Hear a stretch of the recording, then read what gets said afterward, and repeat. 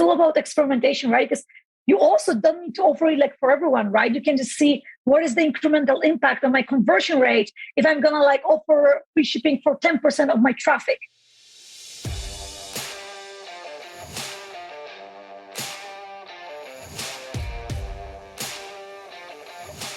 Hello and welcome to the eCommerce podcast. We believe that there is more than enough content focused on e-commerce marketing and not enough content celebrating the real heroes of e-commerce, those running the operation. Each week, we find and interview an e-commerce operations expert to share the secrets behind how some of this industry's most exciting businesses are run. I'm your host, Norbert Strappler, the CEO of SyncSpider. Hello and welcome to another eCom Ops podcast. Today I'm talking to Aleksandra from GetResponse. Hello, Aleksandra. Great to have you here. Hey, really excited to be here. Yeah, it's really awesome. I know everyone knows GetResponse, I think. So great tool. You are responsible for the marketing. Yeah.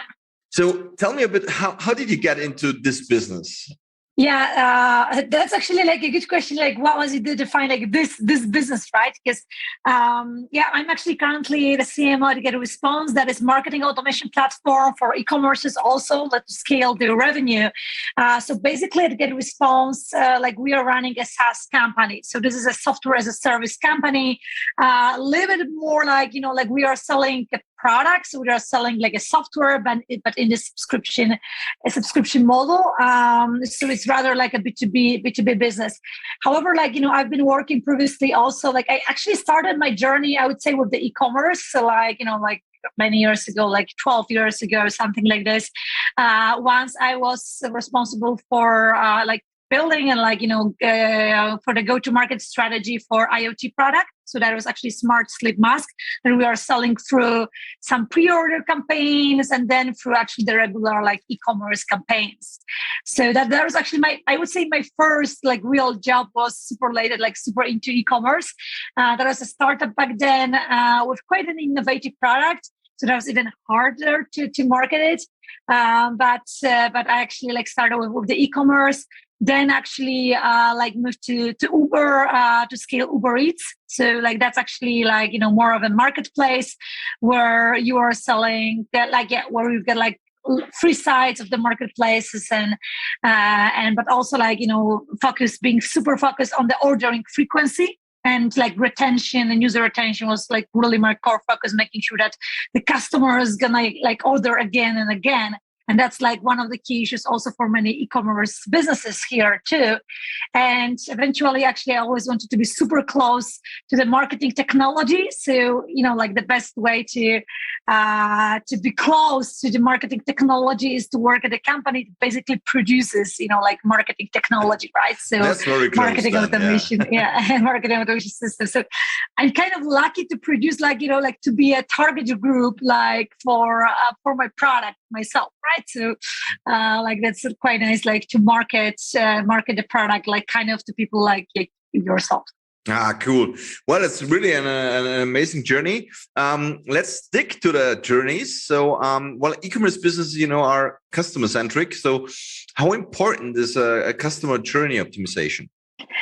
Yeah, it's actually super, super, super important. And I think the customer journey, sometimes is this kind of nice catchy word that we are using, right? But it's actually all about the conversion rates, right? And it's all about being focused more on the bottom of the funnel or being focused on the whole funnel actually, rather than just on the top of the funnel.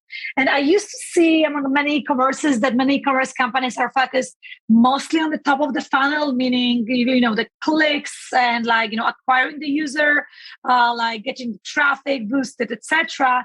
Rather than the actual experience, right? Because it's so much easier, and much more effective to boost revenue by boosting, let's say, the conversion rate by 1 percentage point, etc. because then like the impact on the revenue and the ROI will be much, much better. And we know that, e-commerce businesses, not all of them, depending on the niche and the industry, but basically e-commerces are working on quite a small margins. So it means that you really actually like shouldn't be spending like a lot on the user acquisition. What you should be spending a lot, specifically in terms of the effort, is the conversion optimization across the funnel, and then making sure that you are minimizing the abandoned carts and that you also make the user to return.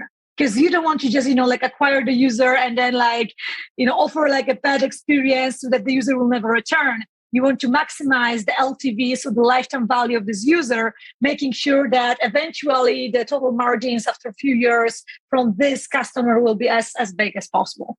Mm-hmm. Got it. What do you think? What are e-commerce companies risk losing with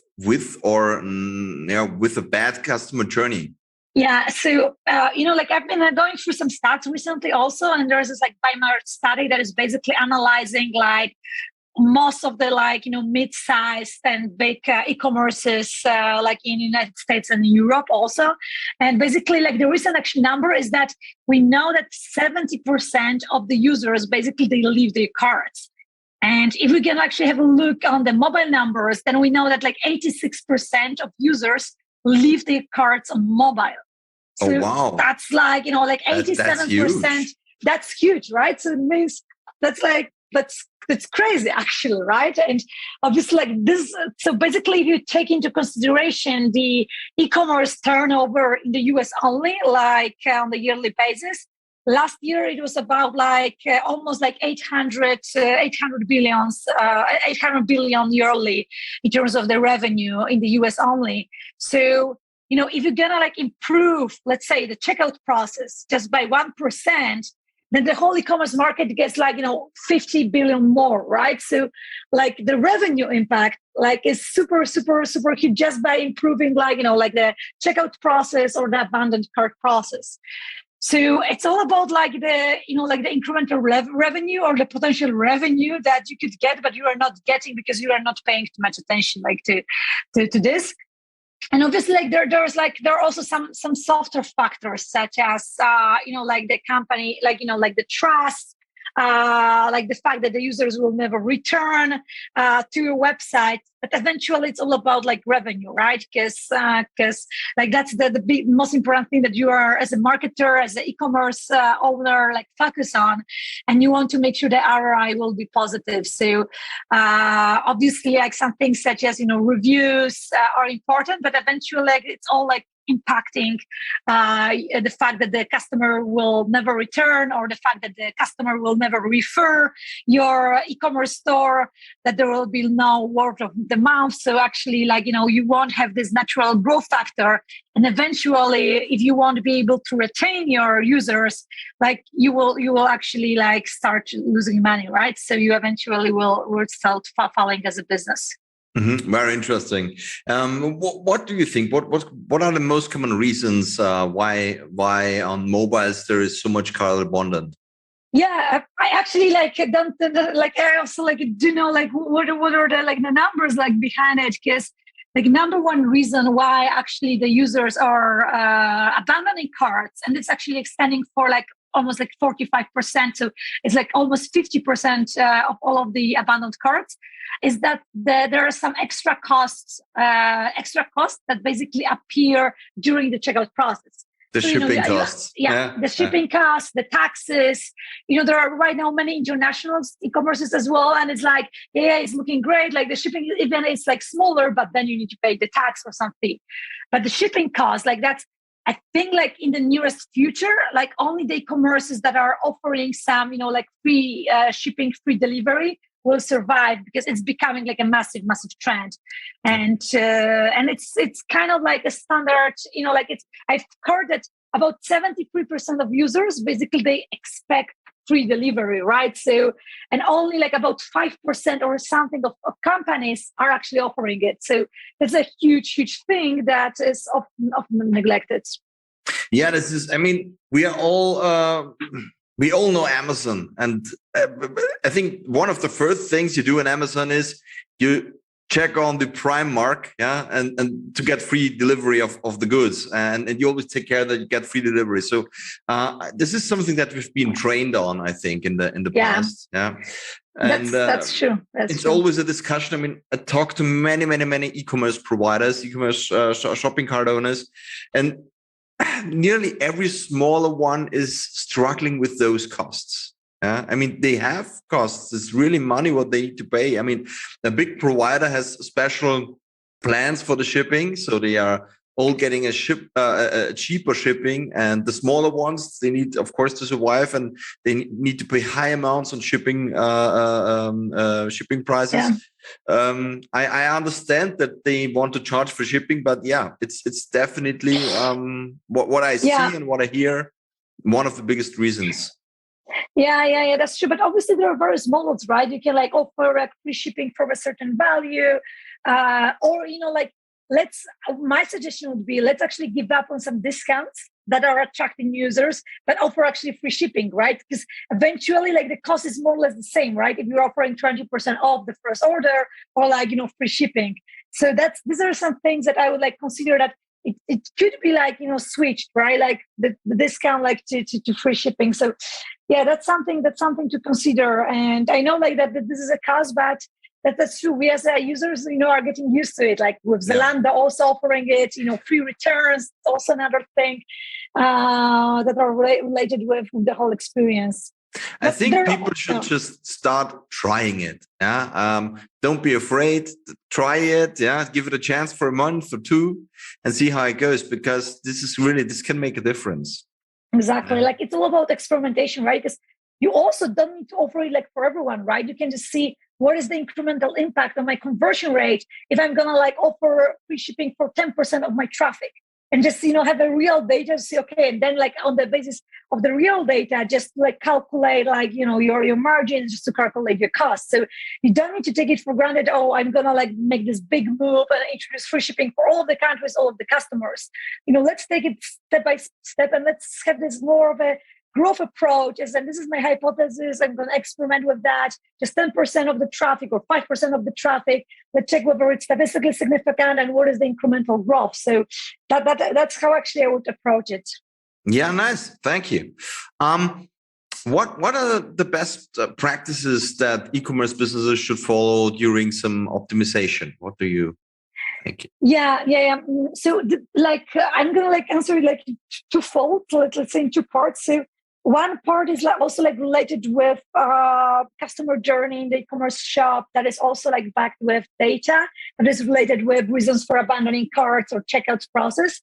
And after the shipping, we get another things such as the site wanted me to create an account, right? So these are also some small things such as, am I able to buy this product as just with my guest account? Do I need to really actually set up an account for this?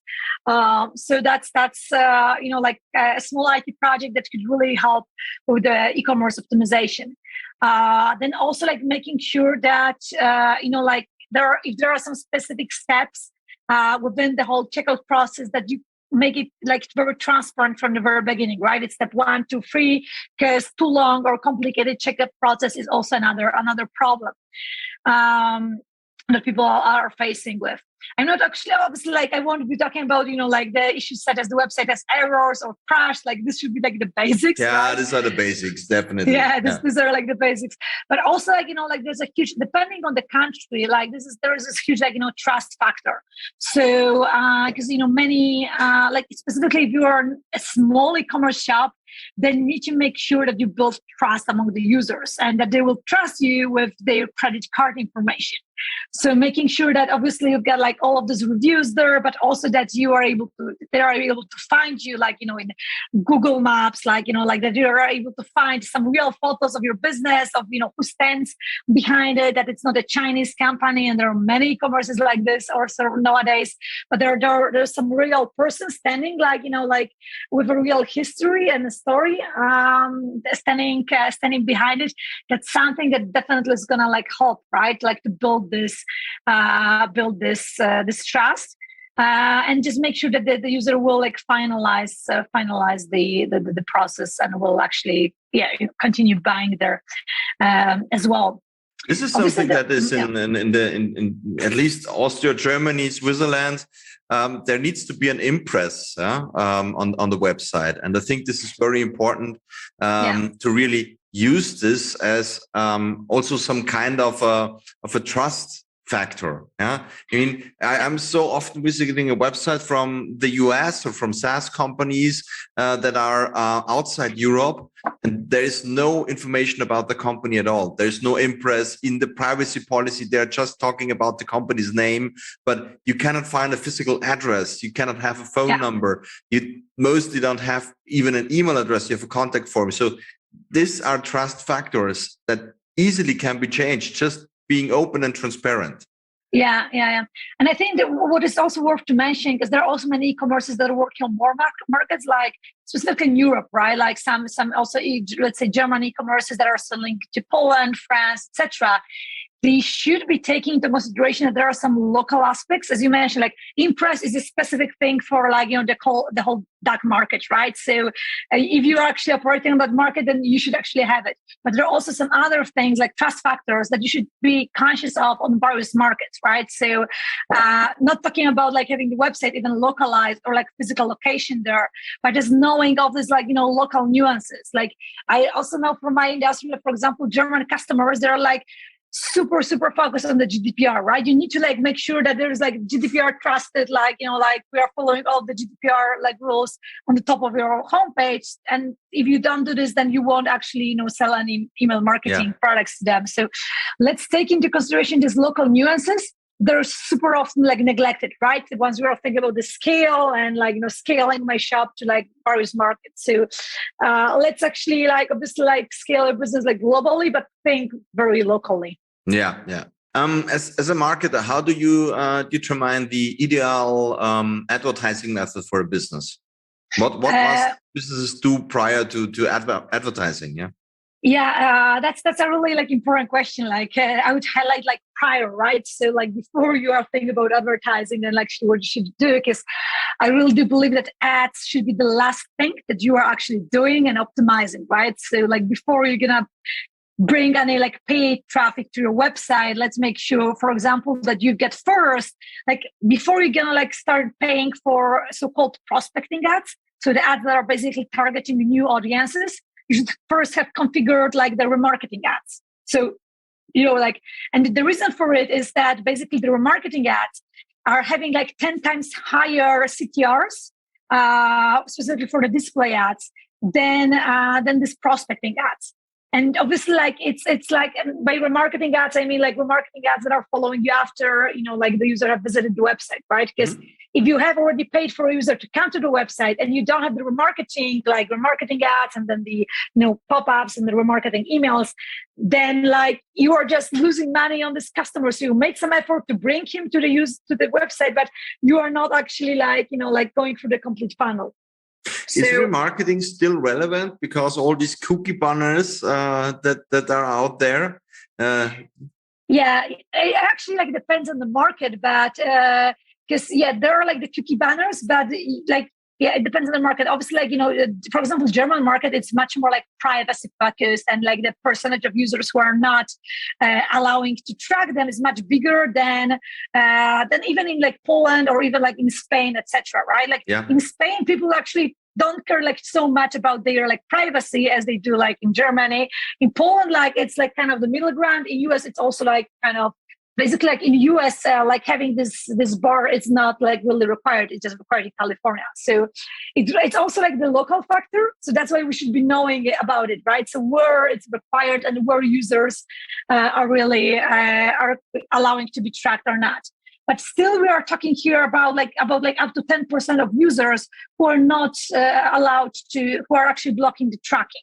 Okay. So here, like that's not such a big scale, right? Like actually, majority of users like are okay with the cookies. They are just clicking okay, right? So they even don't read it. So I wouldn't be like so much worried with it. And that's remarketing is still relevant. However, when it comes to the remarketing, I would say that definitely like you should be having remarketing ads, but then like, remarketing, automated email series, exit pop-ups are like even more important, right? Because ads is something that we neglect sometimes, like once we see all of these banners. While if you get this, automated triggered, let's say email series specifically showcasing that you have something in your cart abandoned and with some nice promo code, that's something that would have definitely much bigger conversion rates on sales. So I would be even like more looking into marketing automation through pop-ups and through like email series, and then like to ads. Obviously, like you need to have it all, but email series are just like much more effective here. Yeah, absolutely. And especially GetResponse uses email marketing to help these e-commerce clients boost the sales. But how does email marketing stack up against other channels like PPC? Yeah, so definitely like email marketing, specifically once we are talking about email marketing, like it's more about like, marketing automation and like, like having not just one email sent to them all, but rather, like this personalized event-based email that is sent directly to a specific user with a personalized content, right? So with that's more of a transactional email, right? Like with, let's say for abandoned carts there. And basically like they do have like, emails. Let's take into consideration abandoned carts. So emails is usually like, even up to 10 times higher like sales conversion rates than ads. Yep. And that's like something super natural because, like with ads, you are not really able to target precisely, like, the user. There might be some blockers, but with the emails, like, like specifically once you're talking about abandoned cart emails, like you are always allowed to like send them, right? And it's much more direct, and you can like also showcase more information. So that's like the conversion rate from emails is much bigger, and that's why I'm just suggesting like doing it first and configuring it first before even ads, because it's just much more effective.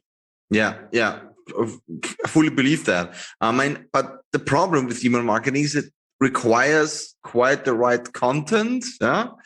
Developing this is something where I think companies are struggling most, because how to write that copy, how to make that perfect. I mean, what strategy would you recommend an e-commerce business to start using email marketing and getting the right content in place?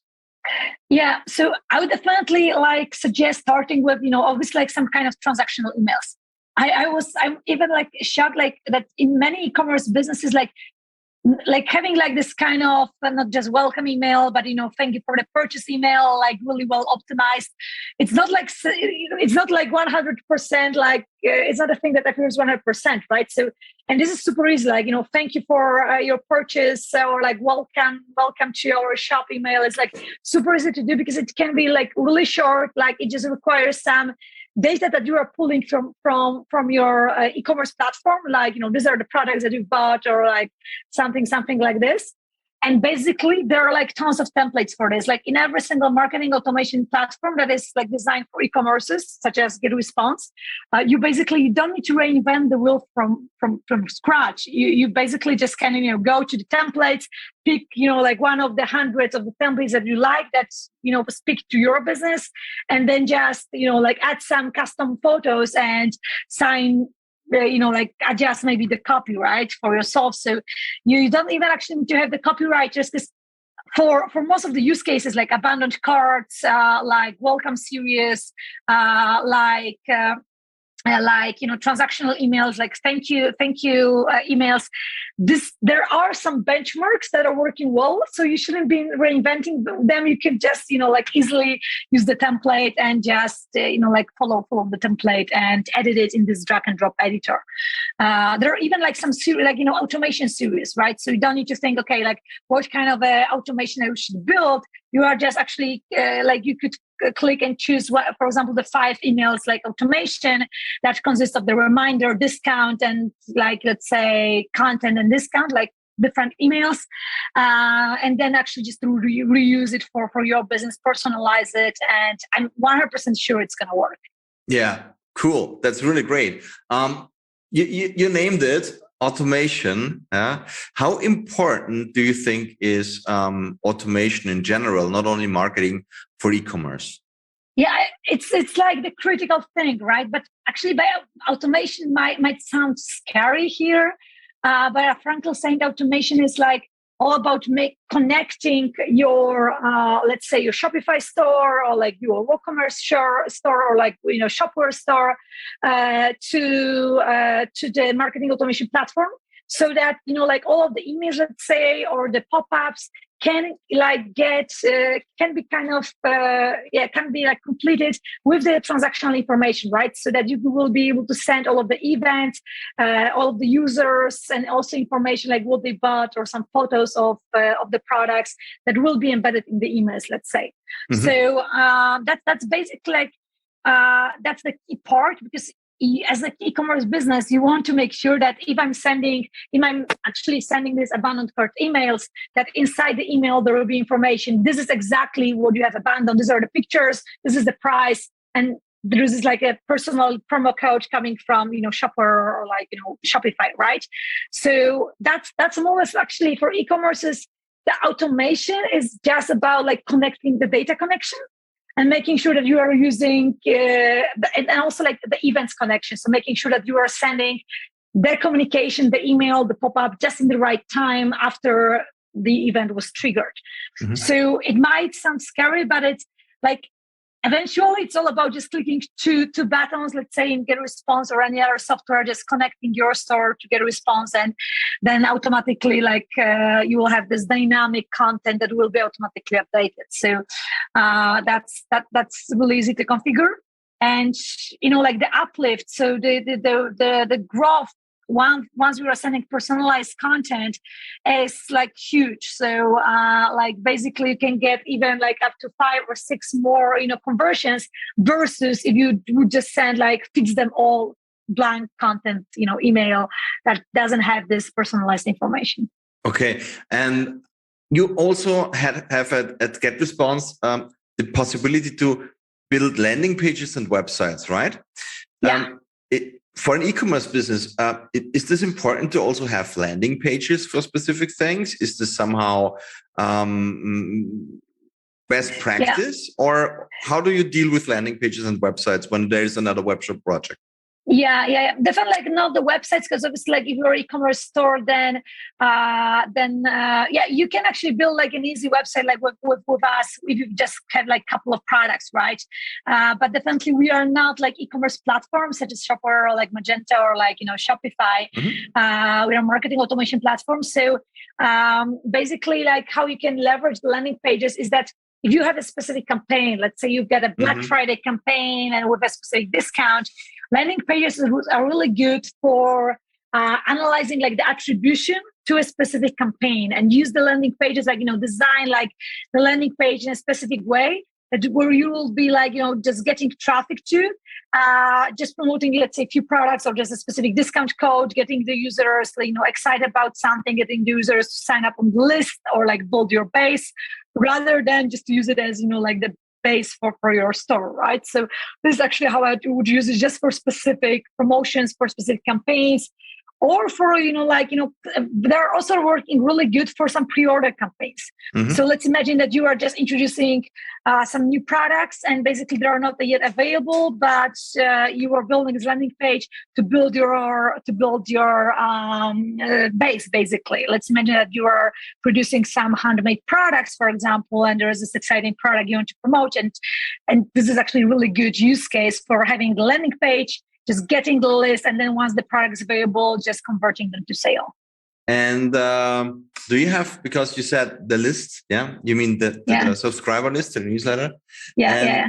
I think this is also something where a lot of companies are afraid of, nobody will sign up for my newsletter, and there will be no opt-in, so I do not start it. Yeah, because they're afraid of.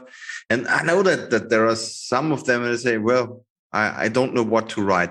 I mean, how do I get my subscribers? Do you have any hacks there? Yeah. So let's actually start with your website, and we'll be converting the website traffic to actually a list, right? So to get making them subscribe. And the best actually practices are one of the standard one is just like creating some pop-ups or like some forums, basically that you need to sign up to the list to get a discount. So you shouldn't be just giving away like the discounts, but you should actually make sure that you give away like the discount, let's say 10% discount if you're gonna like subscribe to the list. And that's something that we also do offer, like it will GetResponse. We offer like these forms and pop-ups that you can basically use to build your list.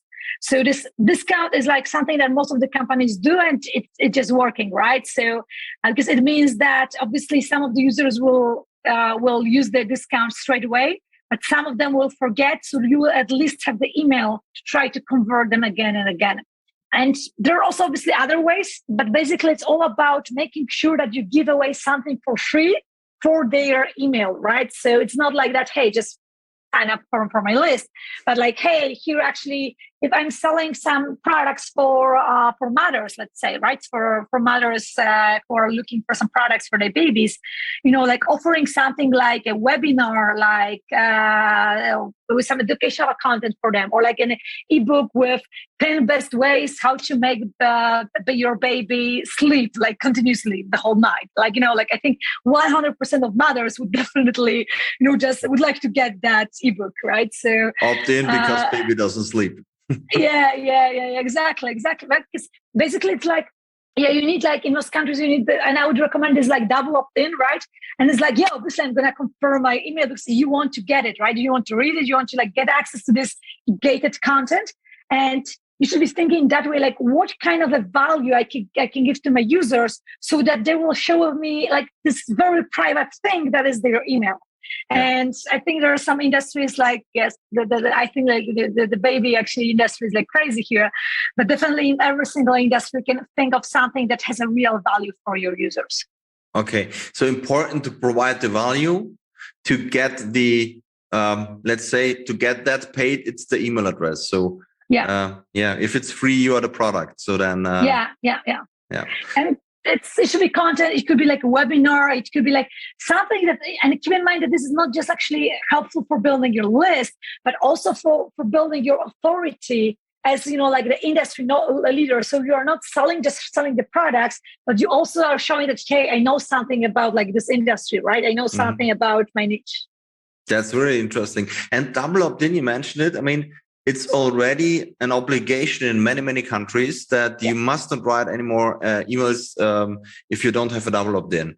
What's the state of the art at the moment for the serious business? Yeah, I would say that actually, it's actually like obligatory in some countries, specifically in European countries, and also in some US states, not everywhere. But basically what we see is that in the countries like Latin America, where it's not required, the open rates are much lower. So we published also recently, and I can also share a link later, this email marketing benchmarks that are updated for the last actually months also. And basically can compare what are the open rates and what are the click rates among various countries, industries, etc. And it's super clear also that countries where that have it first, have the double opt-in first, have much better quality of their list and much bigger open rates. So the difference is like 35% average open rate for Germany and 12% for Brazil, for example. Oh, wow. Right? Okay. So, very interesting. Mm-hmm. That's a huge difference. Yeah.